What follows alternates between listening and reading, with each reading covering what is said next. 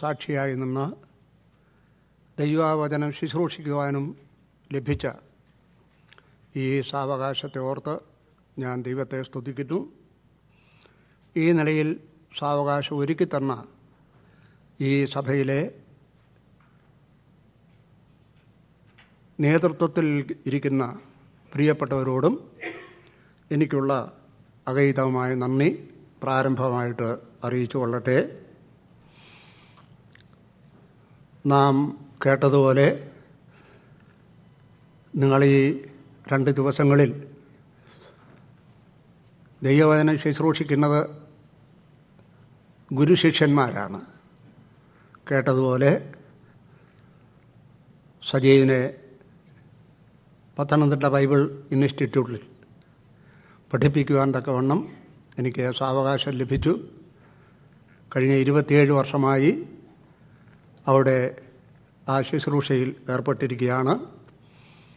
ധാരാളം ശിഷ്യസമ്പത്ത് എനിക്കുണ്ട്. എന്നാൽ അങ്ങനെയുള്ള ശിഷ്യസമ്പത്തിൽ തന്നെ വത്സല ശിഷ്യന്മാരെന്ന് പറയുന്ന ഒരു വിഭാഗമുണ്ട്. പ്രത്യേകമായി സ്നേഹിക്കുകയും ആദരിക്കുകയും ചെയ്യുന്ന ചില ശിഷ്യന്മാർ. ആ കൂട്ടത്തിലുള്ള 2 പേര് ഇവിടെയുണ്ട്. പ്രത്യേകിച്ച് പ്രിയ സജീവ് വർഗീസ്, ഞങ്ങൾ ഒരുമിച്ച് നാട്ടിൽ വെച്ചും ചില ശുശ്രൂഷകളിൽ ഒരുമിച്ച് പങ്കെടുത്തിട്ടുണ്ട്. ഈ സ്ഥലത്ത് ഇങ്ങനെയൊരു സാവകാശം ലഭിച്ചതിൽ ഞാൻ വളരെയധികം സന്തോഷിക്കുന്നു. കർത്താവിനെ മഹത്വപ്പെടുത്തുന്നു. നേരത്തെ ഇവിടെ പ്രാർത്ഥിച്ചപ്പോൾ സൂചിപ്പിക്കുകയുണ്ടായി, കർത്താവായ യേശുക്രിസ്തുവിൻ്റെ പുനരാഗമനത്തെക്കുറിച്ചാണ് ഞാൻ ക്ലാസ് എടുക്കുന്നത് എന്നാണ്. എനിക്ക് വളരെ സന്തോഷമാണ് ആ വിഷയത്തെക്കുറിച്ച് സംസാരിക്കുക. എനിക്ക് ഏറ്റവും പ്രധാനപ്പെട്ട ഒരു വിഷയവുമാണ്. എന്നാൽ ധാരാളം പ്രാവശ്യം ഇവിടെയുള്ള വിശ്വാസികൾ അങ്ങനെയുള്ള ക്ലാസ്സുകൾ കേട്ടിട്ടുണ്ട്.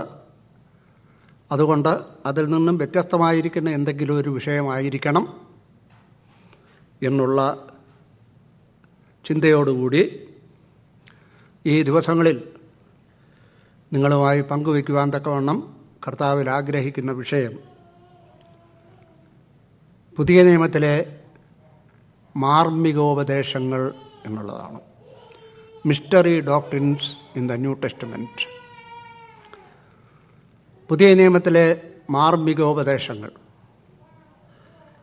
14 മാർമ്മികോപദേശങ്ങളാണ് പുതിയ നിയമത്തിൽ നമുക്ക് കാണുവാൻ സാധിക്കുന്നത്. എന്താണ് ഈ മാർമ്മികോപദേശം എന്ന് പറഞ്ഞാൽ,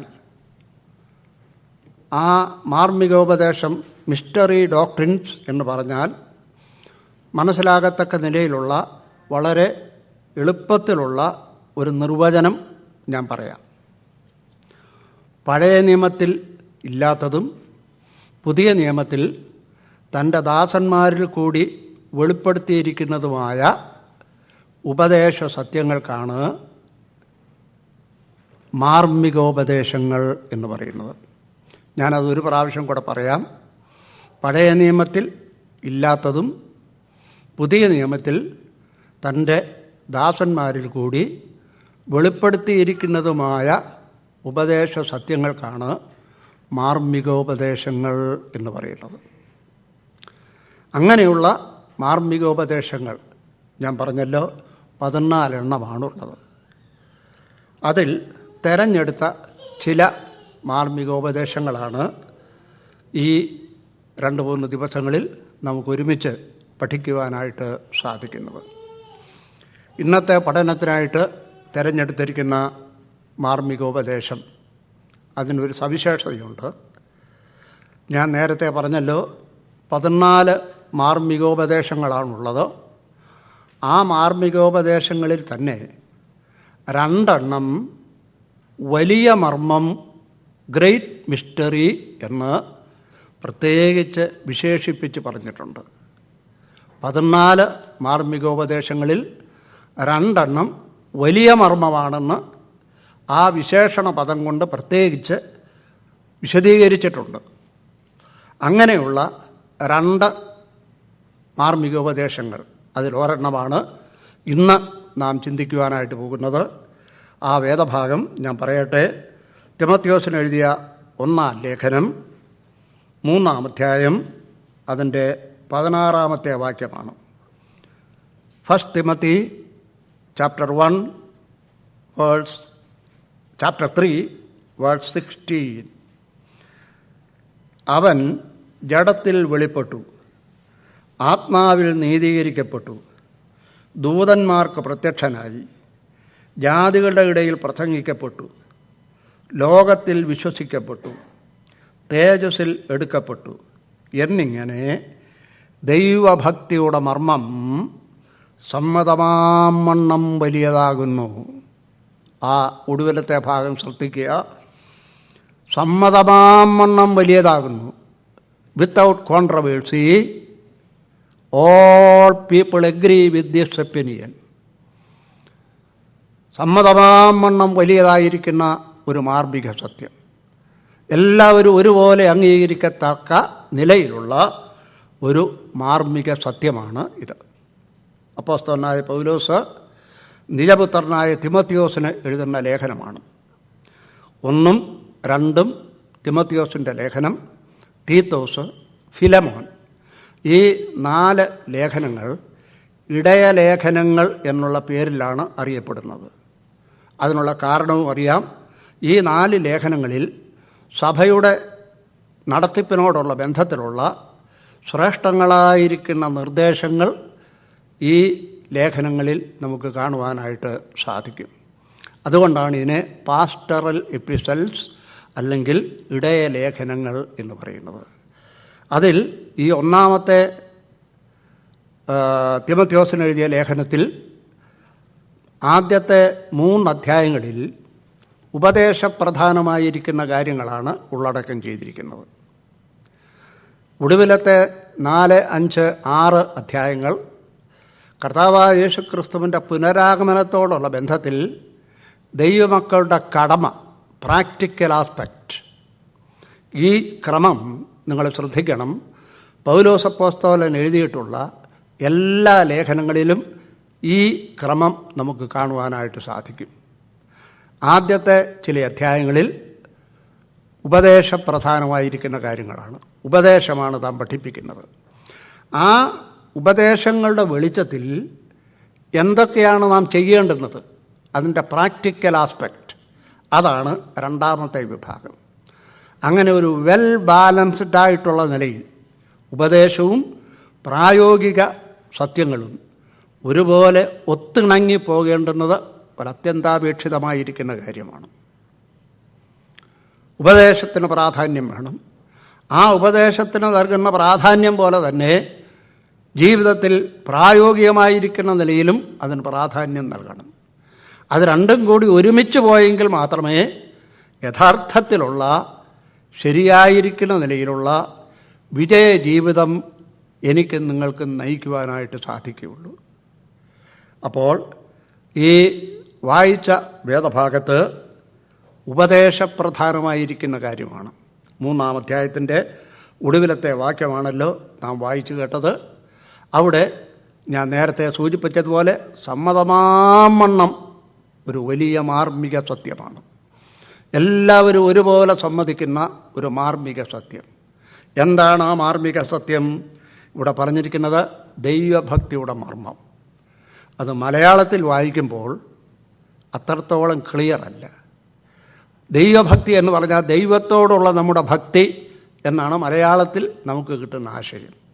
പക്ഷേ അവിടെ പറഞ്ഞിരിക്കുന്ന ദൈവത്തോടുള്ള ഭക്തിയെക്കുറിച്ചേ അല്ല. അവിടെ പറഞ്ഞിരിക്കുന്നത് ഗോഡ്ലിനെസ് എന്ന് പറയുന്നതാണ്. സമ്മതമാമണ്ണം വലിയ മർമ്മം അത് ഗോഡ്ലിനെസ് എന്ന് പറഞ്ഞാൽ ദൈവത്തെക്കുറിച്ചുള്ളതാണ്.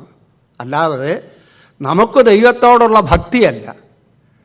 ദൈവം, ആ ദൈവികമായിരിക്കുന്ന വ്യക്തിപ്രഭാവം, ആ വ്യക്തിത്വത്തിൽ അടങ്ങിയിട്ടുള്ള ശ്രേഷ്ഠങ്ങളായിരിക്കുന്ന കാര്യങ്ങൾ, അതൊരു വലിയ മർമ്മമാണ്. ദൈവത്തെക്കുറിച്ച് നമുക്ക് എന്തറിയാം? അല്പം മുമ്പ് നാം കേട്ടു ത്രിയേക ദൈവം. ദൈവത്വത്തിലെ തൃത്വം, അതിനെ സാധാരണ ഇങ്ങനെയാണ് പറയുന്നത്: 1 essence, 3 personalities. തൃത്വത്തെ വിഭജിച്ച് അതിനെക്കുറിച്ച് ശരിയായിട്ട് പഠിക്കുമ്പോൾ മനസ്സിലാക്കാൻ സാധിക്കുന്നത് ഒരു സാരാംശം. 3 ദൈവമല്ല, ദൈവം ഒന്നേ ഉള്ളൂ, ഒരു സാരാംശമാണ്. പിതാവായ ദൈവമായിരുന്നാലും ശരി, പുത്രനായ ദൈവമായിരുന്നാലും ശരി, പരിശുദ്ധാത്മാവായ ദൈവമായിരുന്നാലും ശരി, ആ ദൈവത്വത്തോടുള്ള ബന്ധത്തിൽ ഒരു സാരാംശമാണ്. അതേ നിലയിൽ സമയത്തു തന്നെ ആ സാരാംശത്തിൽ വ്യത്യസ്തങ്ങളായിരിക്കുന്ന 3 വ്യക്തിത്വങ്ങളാണ്.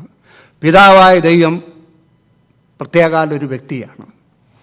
യേശുക്രിസ്തു അതിൽ നിന്ന് വിഭിന്നനായിരിക്കുന്ന ഒരു വ്യക്തിയാണ്. പരിശുദ്ധാത്മാവ് 3ാമത്തെ വ്യക്തിയാണ്. ഈ 3 വ്യക്തികൾ ഒരുമിച്ച് ചേർന്ന് ത്രിയേക ദൈവം. അതാണ് ഞാൻ പറഞ്ഞത്. ഈ ദൈവീക രഹസ്യങ്ങൾ ഇത് മുഴുവനായിട്ട് ആർക്ക് മനസ്സിലാക്കാനായിട്ട് സാധിക്കും? ഒരു വലിയ പണ്ഡിതൻ പറഞ്ഞിരിക്കുന്നത്, ദൈവത്തെക്കുറിച്ച് ഒരൊറ്റയാൾക്കേ അറിയത്തുള്ളൂ പൂർണ്ണമായിട്ട്. ആർക്കാണെന്നറിയാമോ? ദൈവത്തിന് മാത്രം. ദൈവത്തിന് മാത്രമാണ് ദൈവത്തെക്കുറിച്ച് പൂർണ്ണമായിട്ട് അറിയുവാനായിട്ട് സാധിക്കുന്നത്. എനിക്കും നിങ്ങൾക്കും ദൈവവചനത്തിൽ വെളിപ്പെടുത്തിയിരിക്കുന്ന ചില സത്യങ്ങളുണ്ട്.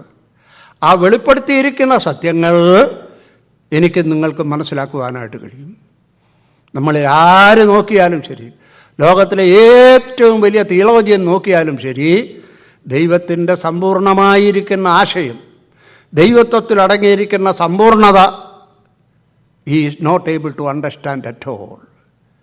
He is not able to comprehend at all. ആ വ്യക്തിക്ക് അത് മുഴുവനും മനസ്സിലാക്കുവാനായിട്ട് സാധിക്കുകയില്ല. അങ്ങനെ സാധിച്ചാൽ ആൾ ദൈവമായി മാറും. അതാണ് ഞാൻ ആദ്യം പറഞ്ഞത്. ദൈവത്തെ പൂർണ്ണമായിട്ട് അറിയുവാൻ ദൈവത്തിന് മാത്രമേ സാധിക്കുകയുള്ളൂ. അപ്പം ഞാൻ പറയട്ടെ, നാം വായിച്ച വേദഭാഗത്ത് ദൈവീക സത്യം, ദൈവഭക്തിയുടെ മർമ്മം സമ്മതമാവണ്ണം വലിയതാണ്. എന്താണ് ഇവിടെ പറഞ്ഞിരിക്കുന്ന ദൈവിക മഹത്വം അല്ലെങ്കിൽ ദൈവത്തെക്കുറിച്ചുള്ള സവിശേഷത? ഏതൊരു ദൈവത്തെക്കുറിച്ചാണ് ഇവിടെ പറഞ്ഞിരിക്കുന്നത്? ഇവിടെ പുത്രനായ ദൈവത്തെക്കുറിച്ചാണ് പറഞ്ഞിരിക്കുന്നത്. കർത്താവായ യേശു ക്രിസ്തുവിനെ കുറിച്ചാണ് പറഞ്ഞിരിക്കുന്നത്. ആ കർത്താവായ യേശു ക്രിസ്തുവിനെക്കുറിച്ചുള്ള ശ്രേഷ്ഠങ്ങളായിരിക്കുന്ന ചില സത്യങ്ങൾ കോർത്തിണക്കി ഇവിടെ പറഞ്ഞിരിക്കുകയാണ്. ചില വേദപഠിതാക്കൾ ഈ വേദഭാഗം വായിക്കുകയും ധ്യാനിക്കുകയും ചെയ്തു കഴിഞ്ഞതിന് ശേഷം പറഞ്ഞിരിക്കുന്നത്, ഇത് മനോഹരമായിരിക്കുന്ന ഒരു പദ്യശകലമാണ്, ഒരു ശ്ലോകമാണ്. ഒരളവിൽ അത് വായിക്കുമ്പോൾ നമുക്ക് തോന്നാം, ഒരു നല്ല പദ്യത്തിൻ്റെ, ഒരു ശ്ലോകത്തിൻ്റെ ഒരു ശൈലി നമുക്കവിടെ കാണുവാനായിട്ട് സാധിക്കും. പോകട്ടെ, ഞാനതിൻ്റെ വിശദീകരണത്തിലേക്കൊന്നും കടക്കുവാനായിട്ട് ഇപ്പോൾ ആഗ്രഹിക്കുന്നില്ല. നാം ഇവിടെ വായിക്കുന്നത് ദൈവഭക്തിയുടെ മർമ്മം സമ്മതമാവണ്ണം വലിയതാകുന്നു. ഇവിടെ പറഞ്ഞിരിക്കുന്ന ദൈവഭക്തി എന്ന് പറയുന്നത് ദൈവപുത്രനായ കർത്താവായ യേശു ക്രിസ്തുവിനെക്കുറിച്ചാണ്. കർത്താവായ യേശു ക്രിസ്തുവിനെക്കുറിച്ച് വെളിപ്പെടുത്തിയിരിക്കുന്ന വളരെ മനോഹരമായിരിക്കുന്ന ഒരു വേദഭാഗമാണ് ഇപ്പോൾ നമ്മൾ വായിച്ചു കേട്ടത്. ഞാൻ ആദ്യം സൂചിപ്പിക്കുകയുണ്ടായല്ലോ, പഴയ നിയമത്തിൽ വെളിപ്പെടുത്താത്തതും പുതിയ നിയമത്തിൽ വെളിപ്പെടുത്തിയിരിക്കുന്നതുമായ സത്യമാണ്. ദൈവപുത്രനായ കർത്താവായ യേശു ക്രിസ്തുവിനെക്കുറിച്ച് പഴയ നിയമത്തിൽ വളരെ വ്യക്തമായിരിക്കുന്ന വെളിപ്പാടുകൾ നമുക്ക് കാണുവാൻ സാധ്യമല്ല. അതേ സമയത്ത് അവിടെയായി ചില ടൈപ്സ് ആൻഡ് ഷാഡോസ്, നിഴലുകൾ, പ്രതിരൂപങ്ങൾ, ആ നിലയിൽ കർത്താവായ യേശു ക്രിസ്തുവിനെക്കുറിച്ച്, പുത്രനായ ദൈവത്തെക്കുറിച്ച് ചില കാര്യങ്ങൾ നമുക്ക് മനസ്സിലാക്കുവാനായിട്ട് സാധിക്കും. അങ്ങനെയുള്ള ഒരു വേദഭാഗം മാത്രം നിങ്ങളുടെ ശ്രദ്ധയിലേക്ക് ഞാനൊന്ന് കൊണ്ടുവരട്ടെ. ഉൽപ്പത്തി പുസ്തകം 3-ാം അധ്യായം. ദൈവവചനത്തിൽ കർത്താവായ യേശു ക്രിസ്തുവിനോടുള്ള ബന്ധത്തിൽ നമുക്ക് കാണുവാൻ സാധിക്കുന്ന ഒരു വേദഭാഗമാണ്. ഉൽപ്പത്തി പുസ്തകം 3-ാം അധ്യായം അതിൻ്റെ 16-ാം വാക്യം. സ്ത്രീയോട് കൽപ്പിച്ചത് അവൻ 15-ാം വാക്യമാണ്. 15-ാം വാക്യം, ഞാൻ നിനക്കും സ്ത്രീക്കും നിന്റെ സന്തതിക്കും അവളുടെ സന്തതിക്കും തമ്മിൽ ശത്രുത്വം ഉണ്ടാകും. അവൻ നിന്റെ തല തകർക്കും, നീ അവൻ്റെ കുതികാൽ തകർക്കും. ഇതിൻ്റെ സന്ദർഭം നമുക്കെല്ലാവർക്കും അറിയാം. ദൈവം തൻ്റെ സ്വരൂപത്തിലും സാദൃശ്യത്തിലും സൃഷ്ടിച്ച മനുഷ്യൻ പാപം ചെയ്ത് പാപിയായി തീർന്നു. അങ്ങനെ അവൻ പാപിയായി തീർന്നു കഴിഞ്ഞപ്പോൾ ദൈവം ആ ഏദൻ പർദീസയിലേക്ക് വന്ന് അവരെ പ്രത്യേകമായിരിക്കുന്ന നിലയിൽ ചില ശാപവാക്കുകൾ അറിയിക്കുകയാണ്. ആ ശാപവാക്കുകൾ നോക്കുക. ഞാൻ നിനക്ക്, ആ നിനക്കെന്ന് പറയുന്ന ആർക്കാണ്? പാമ്പിനോടാണ്, അല്ലെങ്കിൽ സാത്താനോട് പറയുന്നതാണ്. ഞാൻ നിനക്കും സ്ത്രീക്കും, അതായത് ഹവ്വയോട് സംബന്ധിച്ചാണല്ലോ അവിടെ സ്ത്രീ എന്ന് പറയുന്നത്, സ്ത്രീക്കും, എന്നിട്ട് നിന്റെ സന്തതിക്കും. നിന്റെ സന്തതി എന്ന് പറഞ്ഞാൽ സാത്താൻ്റെ സന്തതി, അല്ലെങ്കിൽ പാമ്പിൻ്റെ സന്തതി. സാത്താൻ്റെ സന്തതിക്കും അവളുടെ സന്തതി, സ്ത്രീയുടെ സന്തതി. അങ്ങനെ ആ സ്ത്രീയുടെ അവളുടെ സന്തതിക്കും തമ്മിൽ ശത്രുത്വം ഉണ്ടാക്കും. അപ്പോൾ ഇവിടെ നോക്കുക, സാത്താൻ്റെ സന്തതികൾ ഒരു ഭാഗത്ത്, മറുഭാഗത്ത് സ്ത്രീയുടെ സന്തതി. സ്ത്രീയുടെ സന്തതികളില്ല, സ്ത്രീയുടെ സന്തതി. അങ്ങനെ അവർക്ക് തമ്മിൽ ശത്രുത്വം ഉണ്ടാകും എന്നാണ് പറഞ്ഞത്. എന്നിട്ട് ആ ശത്രുത്വത്തെക്കുറിച്ച് നോക്കുക. അവിടെ പറഞ്ഞിരിക്കുന്നത് അവൻ ആരാണ്? ആ സ്ത്രീയുടെ സന്തതിയാണ്. അവൻ, അതായത് കർത്താവായ യേശുക്രിസ്തു, നിന്റെ തല തകർക്കും. സാത്താനോട് പറയുകയാണ്. സ്ത്രീയുടെ സന്തതിയായി വരുവാൻ പോകുന്ന കർത്താവായ യേശുക്രിസ്തു, അല്ലയോ സാത്താനെ, നിന്റെ തല തകർക്കും. നീ സാത്താൻ, സാത്താൻ അവൻ്റെ എന്ന് പറഞ്ഞാൽ കർത്താവായ യേശുക്രിസ്തുവിൻ്റെ, അല്ലെങ്കിൽ സ്ത്രീയുടെ സന്തതിയുടെ കുതികാൽ തകർക്കും.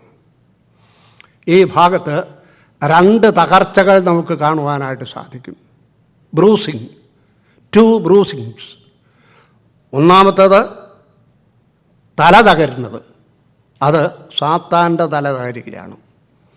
രണ്ടാമത്തേത് സ്ത്രീയുടെ സന്തതി, കർത്താവായ യേശുക്രിസ്തു, യേശുക്രിസ്തുവിൻ്റെ കുതികാൽ തകർക്കുന്നു. ഇത് വളരെ വ്യക്തമായിരിക്കുന്ന നിലയിൽ പഠിക്കുമ്പോൾ ഈ 2 കാര്യങ്ങൾ രണ്ടും ഭാവി കാലത്തിലാണ് പറഞ്ഞിരിക്കുന്നത്. തല തകർക്കും, അതുപോലെ തന്നെ കുതികാൽ തകർക്കും. രണ്ടും ഭാവി കാലമാണ്. ഒരു ചോദ്യം ചോദിക്കട്ടെ. ഈ 2 സംഭവങ്ങൾ, തല തകർക്കുക, അതുപോലെ തന്നെ കുതികാൽ തകർക്കുക, ഈ 2 തകർച്ചകൾ, ഈ 2 ബ്രൂസിങ്, ഇത് സംഭവിച്ചു കഴിഞ്ഞോ? സംഭവിച്ചു കഴിഞ്ഞെങ്കിൽ എപ്പോൾ? ആർക്കെങ്കിലും പറയാമോ? On the cross. എല്ലാവരും കേട്ടല്ലോ. തല തകർക്കുക, അതുപോലെ തന്നെ കുതികാൽ തകർക്കുക. ഇത് ക്രൂശിൽ സംഭവിച്ചു എന്നാണ് ഇവിടെ നാം കേട്ടത്.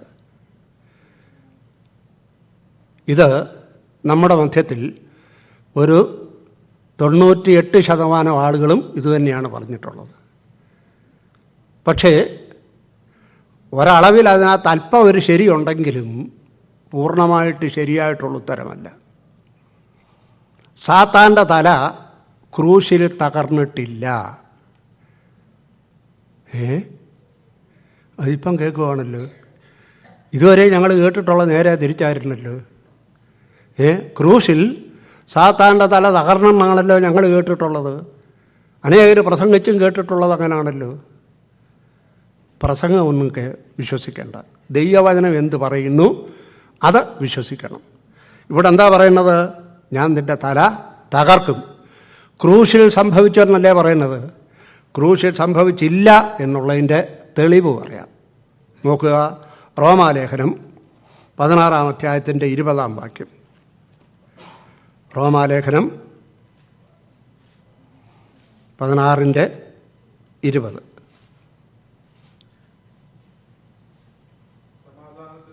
ആ, ഒന്നുകൂടെ വായിച്ചേ.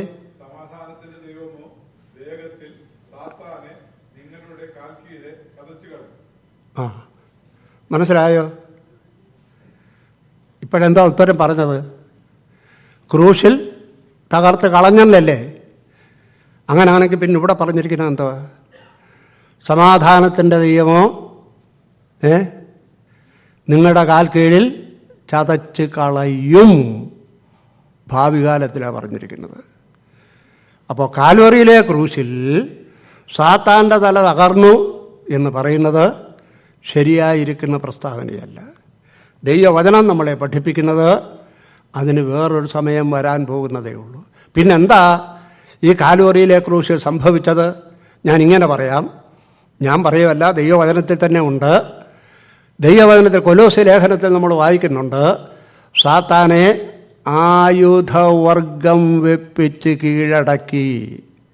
That is happened at the cross. ക്രൂശിൽ സംഭവിച്ചത് അതാണ്. സാത്താനെ ആയുധവർഗം വെപ്പിച്ച് കീഴടക്കി. അവൻ്റെ ആയുധങ്ങൾ മുഴുവനും നഷ്ടപ്പെട്ടു. ഇപ്പോൾ ചെയ്യുന്ന എന്താണെന്നറിയാമോ? ആയുധം മുഴുവനും പോയ ആൾ ഇപ്പം ചെയ്യുന്നത് വിഴുങ്ങല. അവൻ ആരെ വിഴുങ്ങേണ്ടുവെന്നറിഞ്ഞ് ഓടി നടക്കുകയാണ്. വായിലെ പല്ല് പോലും പോയി, അതുകൊണ്ട് കടിക്കാൻ പോലും പറ്റാത്ത അവസ്ഥയാണ്. ആ നിലയിലാണ് സാത്താൻ. നാം വായിക്കുന്നില്ലേ, ആരെ വിഴുങ്ങേണ്ടുന്നു, ആയുധം മുഴുവനും നഷ്ടപ്പെട്ടു. ആളിതുവരെയും മരിച്ചിട്ടില്ല. തല തകരുക എന്ന് പറഞ്ഞാൽ ടോട്ടൽ ഡിസ്ട്രക്ഷനാണ്. നമുക്കെല്ലാവർക്കും അറിയാം, ഒരു ആക്സിഡൻറ്റിൽ ഒരാളുടെ തലയ്ക്ക് സാരമായ പരിക്കേറ്റിട്ടുണ്ടെങ്കിൽ ഒരു 99% ആ ആളിന് രക്ഷയുണ്ടാവുകയില്ല. അതേസമയത്ത് ശരീരത്തിലെ ഏതവയവും ഒടിഞ്ഞാലും 2, 3, 4 പ്രാവശ്യം ഒടിഞ്ഞാലും 4 ഭാഗത്തൊടിഞ്ഞാലും അതൊക്കെ ശരിയാക്കാൻ ഇന്നത്തെ വൈദ്യശാസ്ത്രത്തിൽ സാധിക്കും. എന്നാൽ ശിരസിനേൽക്കുന്ന പരുക്ക് അത് വളരെ ഗൗരവതരമാണ്. അപ്പം ഞാൻ പറയാൻ വന്നത്, തല തകർക്കുക അത് സാത്താൻ്റെ നാശത്തെ കാണിക്കുന്നതാണ്. അത് കാൽവറിയിലെ ക്രൂശിൽ നടന്നില്ല. നമുക്കെല്ലാവർക്കും അറിയാം, സാത്താൻ ഇന്ന് വളരെ ശുഷ്കാന്തിയോടുകൂടി പ്രവർത്തിച്ചുകൊണ്ടിരിക്കുകയാണ്. അവൻ ആരെ വിഴുങ്ങേണ്ടുന്നുള്ള നിലയിൽ ഊടാടി സഞ്ചരിക്കുകയാണ്. കാൽവറിയിലെ ക്രൂശിൽ തകർന്ന ഒരാളാണെങ്കിൽ, മരിച്ച ഒരാളാണെങ്കിൽ അങ്ങനെ സഞ്ചരിക്കാൻ പറ്റില്ലല്ലോ. അപ്പോൾ പോകട്ടെ. മറ്റേതോ, രണ്ടാമത്തേത്, കർത്താവായ യേശു ക്രിസ്തുവിൻ്റെ കുതികാൽ തകർക്കും. അത് ശരിയാണ്. കാൽവറിയിലെ ക്രൂശിൽ നമ്മുടെ കർത്താവായ യേശു ക്രിസ്തു മരിച്ചു. അത് വളരെ ശരിയായിരിക്കുന്ന പ്രസ്താവനയാണ്. പക്ഷേ അതോടുകൂടെ തീർന്നില്ല. പ്രത്യേകം ഓർക്കണം, കുതികാൽ തകർന്നതേ ഉള്ളൂ. അതുകൊണ്ടാണ് 3-ാം ദിവസം കർത്താവായ യേശു ക്രിസ്തു ജയവീരനായിട്ട് ഉയർത്തെഴുന്നേറ്റത്. മരണത്തെ ജയിച്ച്, മരണത്തെ വെല്ലുവിളിച്ചുകൊണ്ട്, ഹേ മരണമേ നിൻ്റെ ജയം എവിടെയെന്ന് മരണത്തെ വെല്ലുവിളിച്ചുകൊണ്ട് ഉയർത്തെഴുന്നേറ്റത്. അപ്പോൾ തകർച്ചയോടുള്ള ബന്ധത്തിൽ കർത്താവായ യേശു ക്രിസ്തുവിനെക്കുറിച്ച് ദൈവവചനത്തിൽ പറഞ്ഞിരിക്കുന്ന ഒരു നിഴൽ, ആ നിഴലാണ് ഉൽപ്പത്തി പുസ്തകത്തിൽ നമുക്ക് കാണാൻ സാധിക്കുന്നത്. ഞാൻ പറഞ്ഞതിൻ്റെ ആശയം, നാം ഇപ്പോൾ വായിച്ച വേദഭാഗത്തിൽ പറഞ്ഞിരിക്കുന്ന മാർമിക സത്യം പഴയ നിയമത്തിൽ ഇല്ല. അതിൻ്റെ ശരിയായിരിക്കുന്ന നിലയിൽ, അതിൻ്റെ വിശദമായിരിക്കുന്ന നിലയിൽ പഴയ നിയമത്തിലില്ല.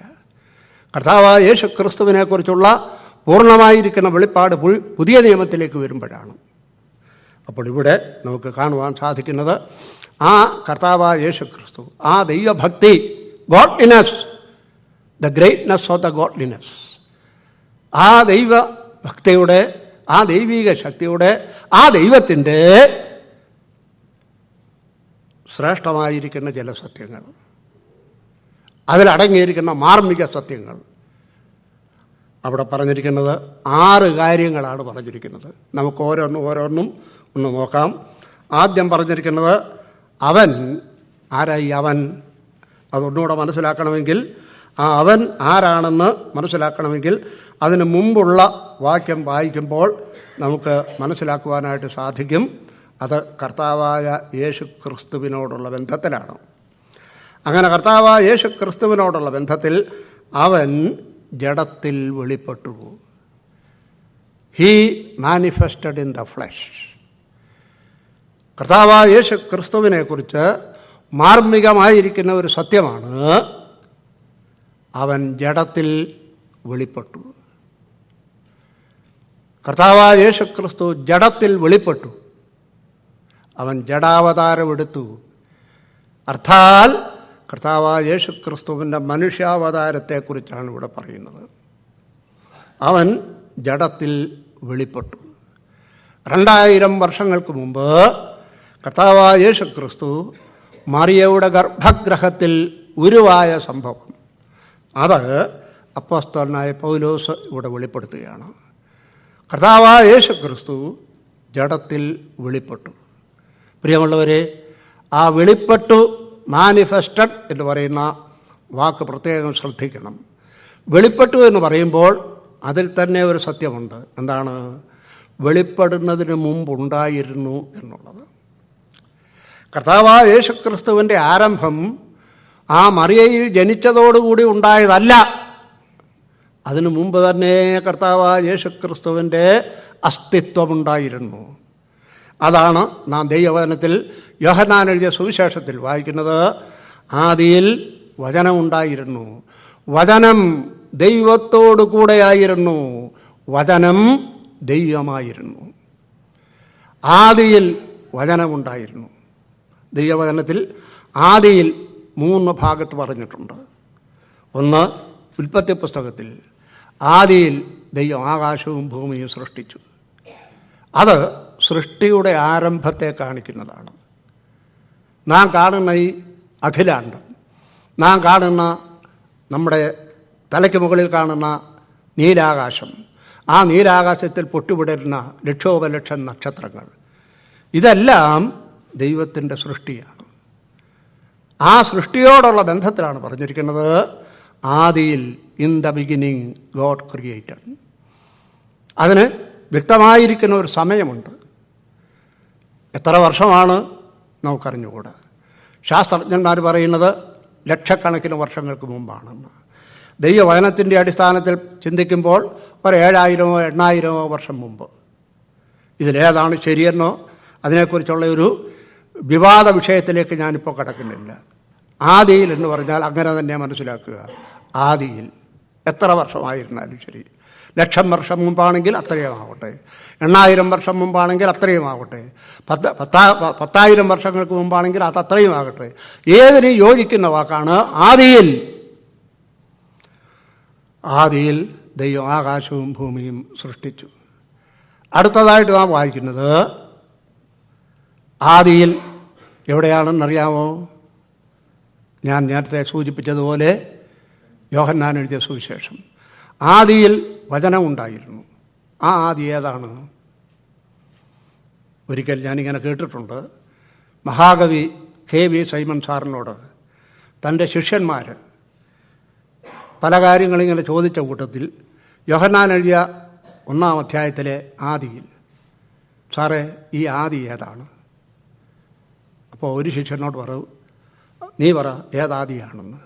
അപ്പോൾ ആ ശിഷ്യൻ പറഞ്ഞു, ഈ ഭൂമിയൊക്കെ ഉണ്ടാക്കിയ ആദി. ഉടനെ സാറ് പറഞ്ഞു, അല്ല, അതിനു മുമ്പ്. അപ്പോൾ അടുത്തുള്ള ശിഷ്യൻ പറഞ്ഞു, എന്നാൽ ദൈവദൂതന്മാരെ സൃഷ്ടിക്കുന്ന ആ ആദിയായിരിക്കും. അപ്പോൾ സാർ പറഞ്ഞു, ഇല്ല, അതിനു മുമ്പ്. ചുരുക്കം പറഞ്ഞാൽ അവർ പറയുന്നത് ചോദ്യത്തിൻ്റെ ഉത്തരം, ആ ഉത്തരത്തിനെല്ലാം സാർ പറയുന്ന മറുപടി അതിനു മുമ്പ്, അതിനു മുമ്പ്, അതിനു മുമ്പ് എന്ന് പറഞ്ഞാൽ എന്താ അർത്ഥം? അനാദികാലമെന്ന് പറയാം. നമ്മുടെ കർത്താവായ യേശു ക്രിസ്തുവിൻ്റെ അസ്തിത്വത്തോടുള്ള ബന്ധത്തിൽ യോഹന്നാൻ എഴുതിയ സുവിശേഷത്തിലെ ആദി എന്ന് പറയുന്നത് ആർക്കും തിട്ടപ്പെടുത്തുവാൻ സാധ്യമല്ല. അനാദികാലം മുതൽ നിത്യതയിൽ എൻ്റെ കർത്താവ് ഉണ്ടായിരുന്നു. അതാണ് ഞാനിവിടെ പറഞ്ഞത്. അവൻ ജഡത്തിൽ വെളിപ്പെട്ടു. മനുഷ്യാവതാരം ചെയ്തത് തൻ്റെ ആരംഭമായിരുന്നില്ല, അതിനു മുമ്പ് തന്നെ താൻ ഉണ്ടായിരുന്നു. എന്നാൽ മനുഷ്യാവതാരത്തിൽ വെളിപ്പെടുകയാണ് ചെയ്തത്. ഒരു പ്രത്യേകമായിരിക്കുന്ന നിലയിൽ ലോകത്തിന് താൻ വെളിപ്പെടുകയാണ് ചെയ്തത്. അവൻ ജഡത്തിൽ വെളിപ്പെട്ടു.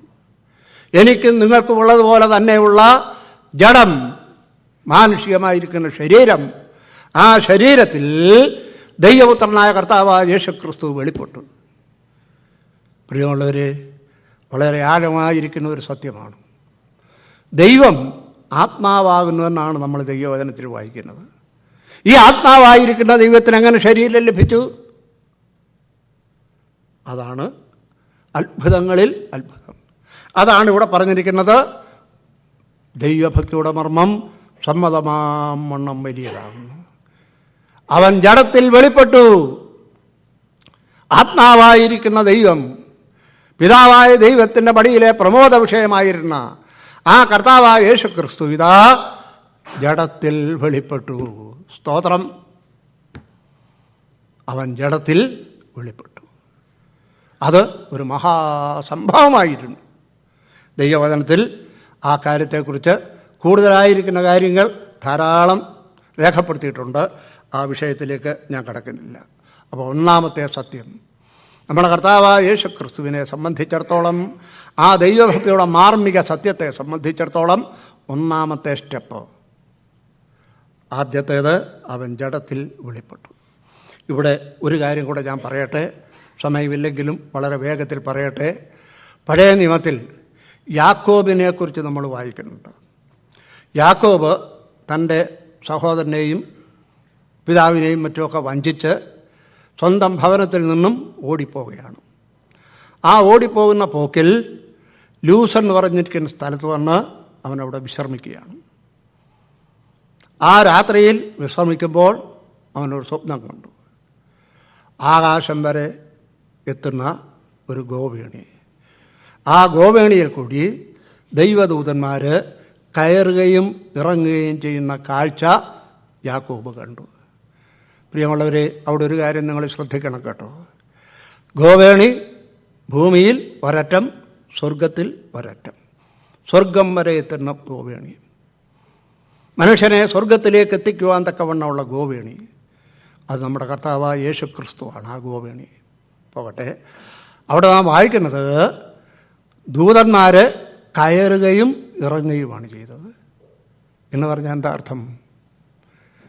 ഈ യാക്കോബ് ലൂസ് എന്ന് പറഞ്ഞിരിക്കുന്ന സ്ഥലത്ത് എത്തിക്കഴിഞ്ഞതിന് ശേഷം ദൂതന്മാർ വന്നതല്ല. ദൂതന്മാർ ഓൾറെഡി അവിടെ ഉണ്ട്. അവനെ ഈ പ്രത്യേകമായിരിക്കുന്ന സ്വപ്നം കാണിക്കുവാൻ തക്കവണ്ണം, ചില പാഠങ്ങൾ പഠിപ്പിക്കുവാൻ തക്കവണ്ണം ദൂതന്മാരുടെ സാന്നിധ്യം അവിടെ ഓൾറെഡി ഉണ്ട്. അതാണ് കയറുക. ഇറങ്ങുകയല്ല ചെയ്ത്, കയറുകയും ഇറങ്ങുകയും ചെയ്യുകയാണ്. അപ്പം ദൂതന്മാരുടെ സാന്നിധ്യം അവിടെ ഉണ്ട്. അങ്ങനെ യാക്കോബിൻ്റെ ആ സ്വപ്നം, ആ സ്വപ്നവും ഇതുമായിട്ടൊന്ന് താരതമ്യപ്പെടുത്തി പഠിക്കണം. ഞാൻ പറഞ്ഞല്ലോ, സ്വർഗം വരെ എത്തുന്ന ഗോവേണിയാണ്. ആ ഗോവേണിയിലെ ഏറ്റവും താഴത്തെ പടിയാണ് അവൻ ജഡത്തിൽ വെളിപ്പെട്ടു. കർത്താവായ യേശുക്രിസ്തുവിൻ്റെ മനുഷ്യാവതാരം, അത് ഏറ്റവും വലിയൊരു മാർമിക സത്യമാണ്. ആ മാർമിക സത്യം കഴിഞ്ഞതിന് ശേഷം, ആ ഒന്നാമത്തെ സ്റ്റെപ്പ് കഴിഞ്ഞതിന് ശേഷം അടുത്തത് നമ്മൾ വായിക്കുന്നത് നോക്കുക. ആത്മാവിൽ നീതീകരിക്കപ്പെട്ടു. Justified in the spirit. ആത്മാവിലുള്ള നീതീകരണം എന്താണ് അവിടെ ഉദ്ദേശിക്കുന്നത്? കർത്താവായ യേശുക്രിസ്തുവിനോടുള്ള ബന്ധത്തിൽ അവന് നീതീകരണത്തിൻ്റെ ആവശ്യമുണ്ടോ പ്രിയപ്പെട്ടവർ? നമ്മുടെ കർത്താവായ യേശുക്രിസ്തുവിന് നീതീകരണത്തിൻ്റെ ആവശ്യമുണ്ടോ? ഇല്ല. കർത്താവായ യേശുക്രിസ്തു പാപം ചെയ്തിട്ടില്ല. അവൻ പാപം എന്താണെന്ന് അറിഞ്ഞിട്ടില്ല. He knew no sin. അതുപോലെ തന്നെ അവൻ പാപം ചെയ്തിട്ടില്ല, പാപം അറിഞ്ഞിട്ടില്ല, അവനിൽ പാപം ഉണ്ടായിരുന്നില്ല. In him there is no sin. 3 പ്രസ്താവനകൾ. നമ്മുടെ കർത്താവായ യേശുക്രിസ്തു ഹി ഡിഡ് നോ സിൻ, അതുപോലെ തന്നെ ഇൻ ഹിം നോ സിൻ, അതുപോലെ തന്നെ ഹി ന്യൂ നോ സിൻ. കർത്താവായ യേശുക്രിസ്തു അവൻ പാപം ചെയ്തിട്ടില്ല, അവനിൽ പാപമില്ല, അവൻ പാപം എന്താണെന്ന് അറിഞ്ഞിട്ടേ ഇല്ല.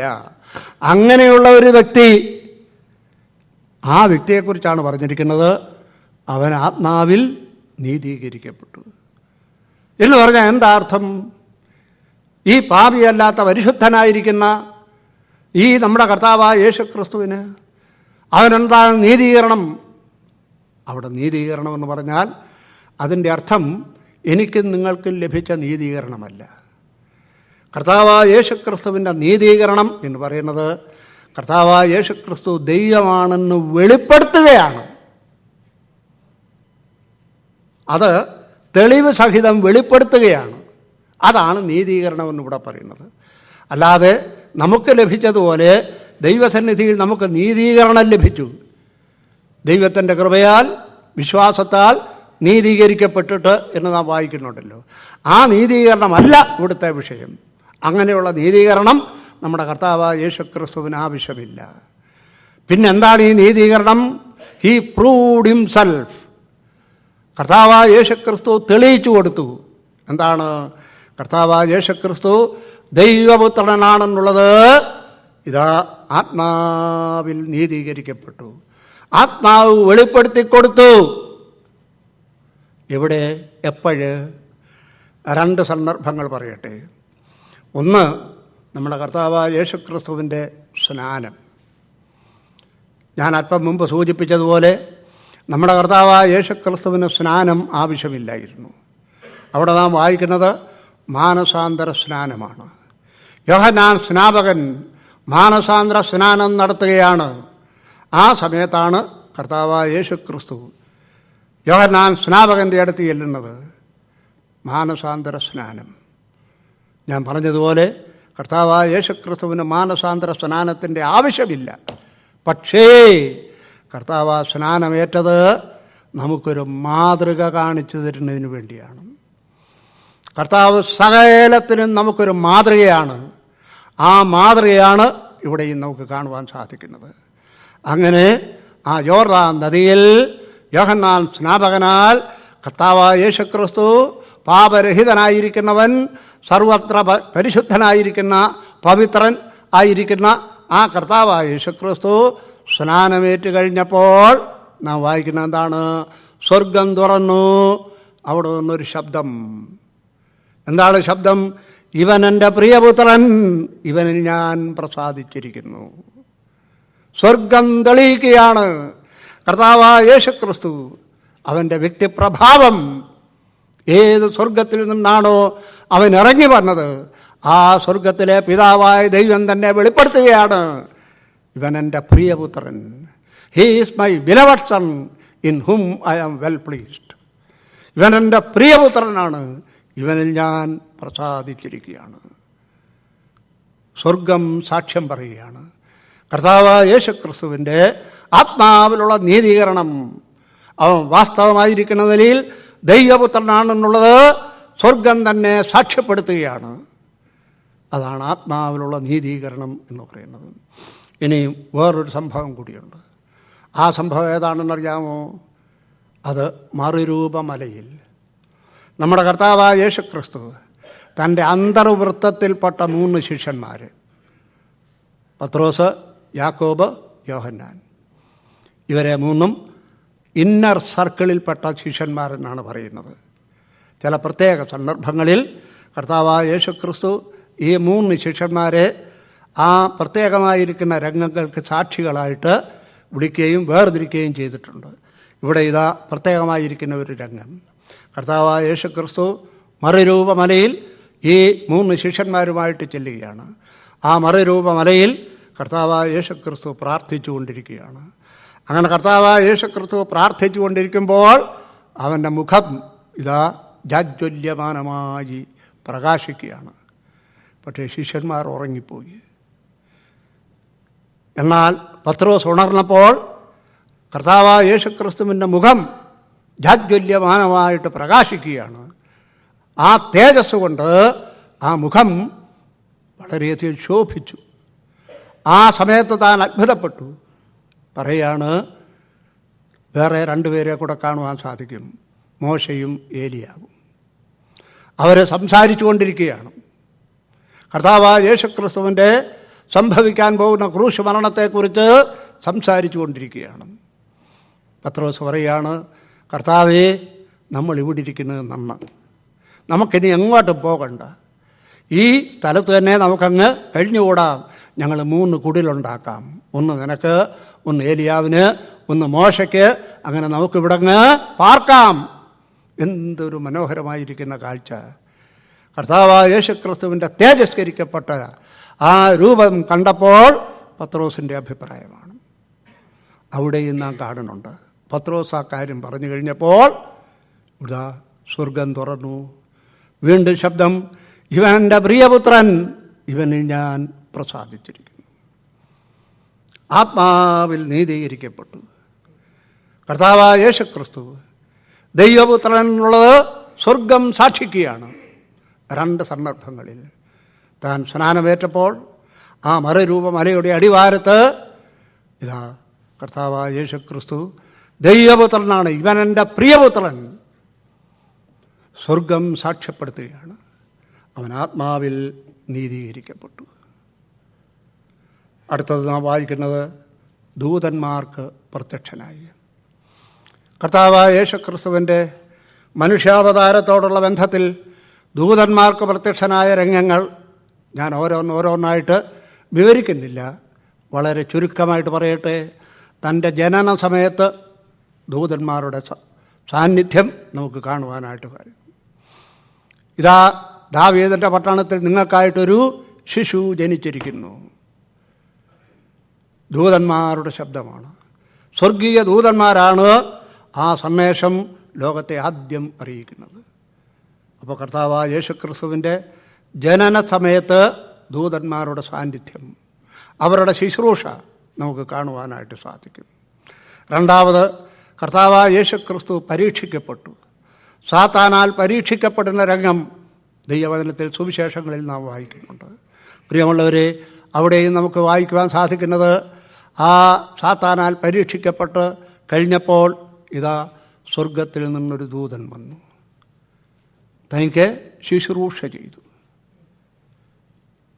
കർത്താവായ യേശുക്രിസ്തുവിനെ ശുശ്രൂഷിക്കുന്നു പ്രത്യേകമായിരിക്കുന്ന സന്ദർഭത്തിൽ. വീണ്ടും നമുക്ക് ദൂതന്മാരുടെ സാന്നിധ്യം കാണുവാൻ സാധിക്കും. വളരെ ചുരുക്കി പറയട്ടെ, കർത്താവായ യേശുക്രിസ്തു മരിച്ചു, അടക്കപ്പെട്ടു, ഉയർത്തെഴുന്നേറ്റ് കഴിഞ്ഞു, സ്വർഗാരോഹണം ചെയ്യുകയാണ്. അവിടെയും നമുക്ക് കാണുവാൻ സാധിക്കുന്നു 2 ദൂതന്മാർ. അവരാകാശത്തിലേക്ക് നോക്കിയിരിക്കുകയാണ്. അവിടെ നാം വായിക്കുന്നത് ശിഷ്യന്മാരോട് പറയുകയാണ്, ആ ദൂതന്മാർ പറയുകയാണ്, ഗലീല പുരുഷന്മാരെ, നിങ്ങൾ ആകാശത്തിലേക്ക് നോക്കി നിൽക്കുന്നതെന്ത്? നിങ്ങളെ വിട്ട് സ്വർഗാരോഹണം ചെയ്ത ഈ Yeshu, the same Jesus, he will come again, അവൻ വീണ്ടും വരും. കർത്താവായ യേശുക്രിസ്തു ജനിച്ച സമയത്ത്, അവൻ പരീക്ഷിക്കപ്പെട്ട രംഗത്ത്, അതുപോലെ തന്നെ ഇവിടെ ഇതാ കർത്താവായ യേശുക്രിസ്തു മരണത്തെ ജയിച്ച് ജയവീരനായി ഉയർത്തെഴുന്നേറ്റ് സ്വർഗാരോഹണം ചെയ്യുന്ന സമയത്ത് അവിടെയും ദൂതന്മാരുടെ സാന്നിധ്യം നമുക്ക് കാണുവാൻ സാധിക്കും. ഇങ്ങനെ നമ്മുടെ കർത്താവായ യേശുക്രിസ്തുവിൻ്റെ ജീവിതത്തോടുള്ള ബന്ധത്തിൽ 3-ാമത്തെ ലൈൻ ദൂതന്മാർക്ക് പ്രത്യക്ഷനായി. 4-ാമത് പറഞ്ഞിരിക്കുന്ന സത്യം നോക്കുക, ജാതികളുടെ ഇടയിൽ പ്രസംഗിക്കപ്പെട്ടു. അതിനെക്കുറിച്ച് വിശദീകരണത്തിൻ്റെ ആവശ്യമില്ല. നമ്മുടെ കർത്താവായ യേശുക്രിസ്തുവിനെക്കുറിച്ചുള്ള പ്രസംഗം ശിഷ്യന്മാരോട് തന്നെ കർത്താവായ യേശുക്രിസ്തു പറഞ്ഞത്, സ്വർഗത്തിലും ഭൂമിയിലും സകല അധികാരവും എനിക്ക് ലഭിച്ചിരിക്കുന്നു, ആകയാൽ പുറപ്പെടുക, എന്നിട്ട് ഭൂലോകമെങ്ങും പോയി സുവിശേഷം അറിയിക്കുക, വിശ്വസിക്കുന്നവരെ പിതാവിൻ്റെയും പുത്രൻ്റെയും പരിശുദ്ധാത്മാവിൻ്റെയും നാമത്തിൽ സ്നാനപ്പെടുത്തുക. അതാണ് നാം ഇവിടെ വായിക്കുന്നത്, ജാതികളുടെ ഇടയിൽ പ്രസംഗിക്കപ്പെട്ടു.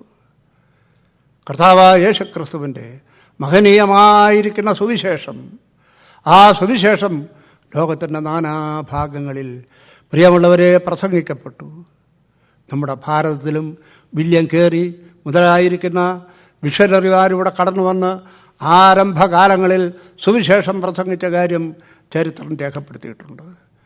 ഇനിയും വേണ്ട, ആഫ്രിക്കൻ രാജ്യങ്ങളിൽ ആ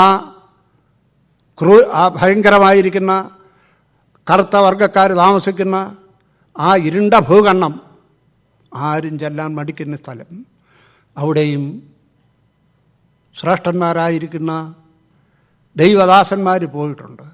പ്രത്യേകിച്ച് നമ്മുടെ മധ്യത്തിൽ ഇവിടെ തന്നെ വന്ന്, നമ്മുടെ മധ്യത്തിൽ, ഞാൻ കേരളത്തോടുള്ള ബന്ധത്തിലാണ് പറയുന്നത്, നമ്മുടെ കേരളത്തിൽ വന്ന് പ്രസംഗിച്ചിട്ടുള്ള ഒരു ദൈവദാസനാണ് ടി ഏണസ്റ്റ് വിൽസൺ.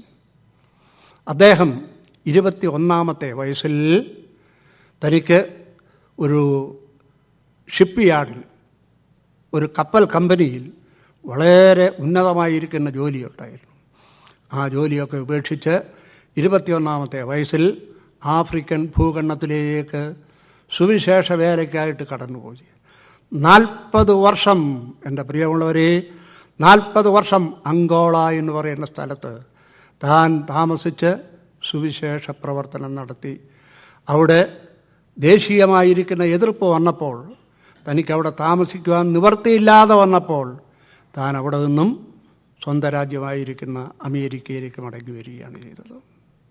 40 വർഷക്കാലം അങ്കോള എന്ന് പറയുന്ന സ്ഥലത്ത് താൻ സുവിശേഷ പ്രവർത്തനം നടത്തി. ആ അങ്ങനെ തൻ്റെ പ്രവർത്തനത്തോടുള്ള ബന്ധത്തിൽ താൻ ഒരു പുസ്തകവും പ്രസിദ്ധീകരിച്ചിട്ടുണ്ട്, അങ്കോള മൈ ബിലവഡ്. നിങ്ങൾക്ക് കിട്ടുകയാണെങ്കിൽ അത് വാങ്ങി വായിക്കുക. T Ernest Wilson, Angola my beloved. അദ്ദേഹത്തിൻ്റെ 40 വർഷത്തെ അങ്കോളയിലുള്ള പ്രവർത്തനത്തെക്കുറിച്ചും താൻ നേരിട്ട സംഭവങ്ങളെക്കുറിച്ചൊക്കെയും വളരെ ഹൃദയസ്പൃക്കായിരിക്കുന്ന നിലയിൽ ആ പുസ്തകത്തിൽ വിവരിച്ചിട്ടുണ്ട്. ഞാൻ ആ ഭാഗം അവസാനിപ്പിക്കട്ടെ. ജാതികളുടെ ഇടയിൽ പ്രസംഗിക്കപ്പെട്ടു. അടുത്തത് വായിക്കുന്നത്, ലോകത്തിൽ വിശ്വസിക്കപ്പെട്ടു. ഈ സുവിശേഷം ലോകത്തിൽ എത്രയോ ഭാഗത്താണ് പ്രിയമുള്ളവരെ വിശ്വസിച്ചിരിക്കുന്നത്. എത്രയോ ലക്ഷോപലക്ഷം ആളുകളാണ് ഈ സുവിശേഷത്തിൽ വിശ്വസിച്ച് ആത്മരക്ഷ പ്രാപിച്ചിരിക്കുന്നത്. ആ കാര്യമാണ് പറഞ്ഞിരിക്കുന്നത്, ലോകത്തിൽ വിശ്വസിക്കപ്പെട്ടു. നമ്മുടെ കർത്താവായ യേശുക്രിസ്തുവിൻ്റെ സുവിശേഷം അത് ലോകത്തിൽ പ്രസംഗിച്ചു. അതുപോലെ തന്നെ ലക്ഷോപലക്ഷം ആളുകൾ വിശ്വസിക്കപ്പെട്ടു. ഏറ്റവും ഒടുവിലായി പറഞ്ഞിരിക്കുന്നത് തേജസ്സിൽ എടുക്കപ്പെട്ടു. ഞാൻ നേരത്തെ പറഞ്ഞ ഗോവേണി, ആ ഗോവേണിയുടെ ഏറ്റവും താഴത്തെ ഭാഗം, അതാണ് അവൻ ജഡത്തിൽ വെളിപ്പെട്ടു. ആ ജഡത്തിൽ വെളിപ്പെട്ട ആ കർത്താവായ യേശുക്രിസ്തു ഇതാ തേജസ്സിൽ എടുക്കപ്പെട്ടു. ഏറ്റവും ഉയരത്തിലുള്ള ആ ചുവട്, സ്വർഗത്തിൽ സ്പർശിക്കുന്ന ആ ഭാഗം, അവിടേക്ക് താൻ എടുക്കപ്പെട്ടു, തേജസ്സിൽ എടുക്കപ്പെട്ടു. ഇന്ന് നമ്മുടെ കർത്താവ് ഈ തേജസ്സിൽ പിതാവായ ദൈവത്തിൻ്റെ വലതുഭാഗത്ത് എനിക്കും നിങ്ങൾക്കും വേണ്ടി പക്ഷപാതം ചെയ്തുകൊണ്ടിരിക്കുകയാണ്. കർത്താവായ യേശുക്രിസ്തുവിൻ്റെ പക്ഷപാത ശുശ്രൂഷ അത് അവസാനിക്കുമ്പോൾ തന്നെ കർത്താവ് താൻ ഗംഭീരനാദത്തോടുകൂടി, പ്രധാന ദൂതൻ്റെ ശബ്ദത്തോടുകൂടി, ദൈവത്തിൻ്റെ കാഹളത്തോടുകൂടി സ്വർഗത്തിൽ നിന്ന് ഇറങ്ങി വരും. ക്രിസ്തുവിൽ മരിച്ചവർ ആദ്യം ഉയർത്തെഴുന്നേൽക്കും. ജീവനോടെ ശേഷിക്കുന്ന നാം രൂപാന്തരപ്പെട്ട് മേഘങ്ങളിൽ എടുക്കപ്പെടും. ഇങ്ങനെ നാം എപ്പോഴും ക്രിസ്തുവിനോടുകൂടിയായിരിക്കും. അവൻ തേജസ്സിൽ എടുക്കപ്പെട്ടു. ദൈവഭക്തിയുടെ മർമ്മം സമ്മതമാമണ്ണം വലിയതാകുന്നു. നമ്മുടെ കർത്താവായ യേശുക്രിസ്തുവിൻ്റെ വ്യക്തിപ്രഭാവത്തോടുള്ള ബന്ധത്തിൽ വളരെ ചുരുക്കമായിരിക്കുന്ന നിലയിൽ അപ്പോസ്തലനായ പൗലോസ് 6 ശ്രേഷ്ഠങ്ങളായിരിക്കുന്ന സത്യങ്ങൾ നമ്മുടെ മുമ്പാകെ വരച്ച് കാണിച്ചിരിക്കുകയാണ്. അവൻ ജഡത്തിൽ വെളിപ്പെട്ടു, തേജസ്സിൽ എടുക്കപ്പെട്ടു. ഈ കാര്യം ദൈവമക്കളാകുന്ന നമ്മളോടുള്ള ബന്ധത്തിലും ശരിയാകാൻ പോവുകയാണ്. കർത്താവായ യേശുക്രിസ്തു തേജസ്സിൽ എടുക്കപ്പെട്ടതുപോലെ തന്നെ നാമും വളരെയധികം താമസിയാതെ ആ തേജസ്സിൽ എടുക്കപ്പെടും. കർത്താവിൻ്റെ വരവാസന്നമായി.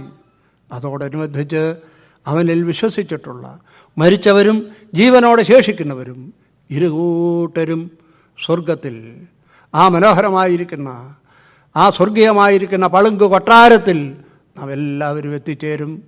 മനോഹരമായിരിക്കുന്ന പ്രത്യാശ. അവൻ തേജസ്സിൽ എടുക്കപ്പെട്ടു.